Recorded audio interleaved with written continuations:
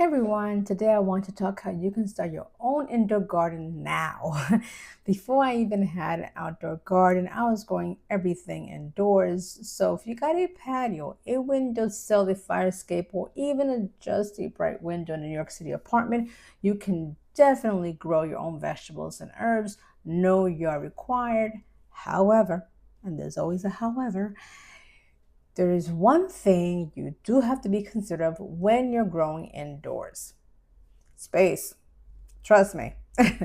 Before COVID, I already was growing houseplants indoors and I had this whole little garden zen room set up. So when lockdown hit and I got a little stir crazy, I figured I'm already good at this gardening thing. Tomatoes can't be that different, right? So I ended up buying a variety pack of tomato seeds. And if you're not familiar with what a variety pack is, it's basically a mix of different tomato seeds. So you don't always know exactly what you're going to get. Turns out the whole I'm good with houseplants and I can grow tomatoes indoors are not the same skill sets. I ended up with tomato plants that were way over 6 feet tall, growing under lights in a room, no place out to put them, and they kept outgrowing my grow lights and I had to constantly move my grow lights higher until I couldn't keep up with them anymore. And eventually I gave them to my neighbor who did have a garden, and they ended up being very nice to me that they ended up offering me tomatoes from what the plants later produced. So at the end, it worked out for everyone. So lesson learned is if you're growing indoors, you need to choose varieties that stay small. So what actually works? Tomatoes, but the compact varieties like Tiny Tim, they stay small and manageable, so you're not accidentally creating a 6 foot tomato jungle. Basil, Basil's probably one of the easiest and most forgiving herbs you can grow indoors. You trim the tops regularly and they will branch out and become bushy, giving you more basil to harvest. If you have that healthy stem, you can also propagate it in water and get a new plant. If your basil eventually flowers, which I've never really seen happen indoors, you can let it go to seed and then you collect the seeds for your next growing season. So one little basil plant can potentially give you a lot more plants. Mint is a great choice. It's a very vigorous grower, both indoors and outdoors, and is incredibly easy to propagate them from stem cutting. You do want to give them their own pot because if you grow them with some other plants, they're going to definitely take over. And if you ever move it outside, still keep it in the pot. Trust me, I planted mine directly in the ground my first year here, and I'm still fighting back 6 years later. Though we still make a lot of mojitos, so it's not all that bad, right?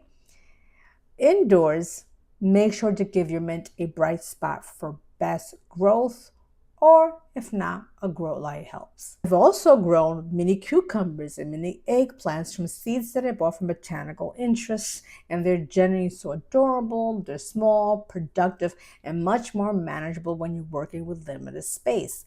If you're interested in saving seeds, just be aware that some compact varieties you find may be hybrids or otherwise not ideal for seed saving. So check the specific variety before you plan on saving seeds.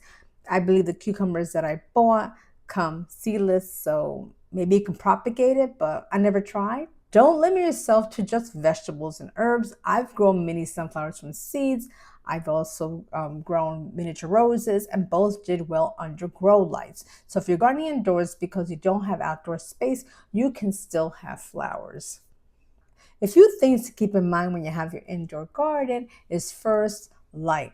All these plants I've mentioned so far are sun loving, so if you're relying on natural light, a bright south facing window is ideal. But if you don't have that, don't worry. I had no light in my condo, and I use grow lights everywhere. Second, pets. If you have pets, keep an eye on them around your indoor plants. My cat never bothered my vegetables or herbs. They just wanted my spider plant. And even if your pet is interested in eating your plants, they can do some damage, like what they do with spider plant by sleeping in it. But of course, always make sure that the plants that you have are safe for your pets. For example, tomatoes. The fruit is not a problem if the cat decides they want to snack on the fruit, but the plant itself is toxic. And third, pests. Yes, we're getting into the pests. And this is something that I didn't bring any other plant in, but I've learned that these kind of plants are prone to spider mites, regardless of whether you brought a new plant to the home or not. Just the warm, dry indoor conditions is a perfect environment for spider mites to show up. So check the undersides of your leaves every once in a while. Check for webbing or speckled looking leaves, because those are the first sign that something is happening. But I'm not trying to deter you from indoor gardening. I want you to start now. These are just little things that I've learned to watch for over the years.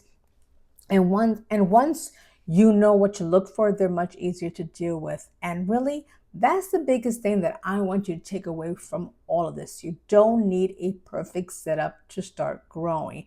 You genuinely do not need a yard to have a garden. I never had one until now.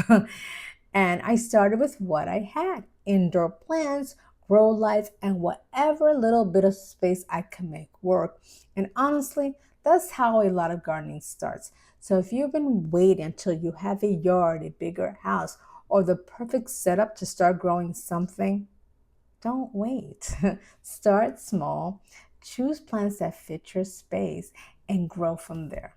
So with that, thanks for watching and welcome to my madness.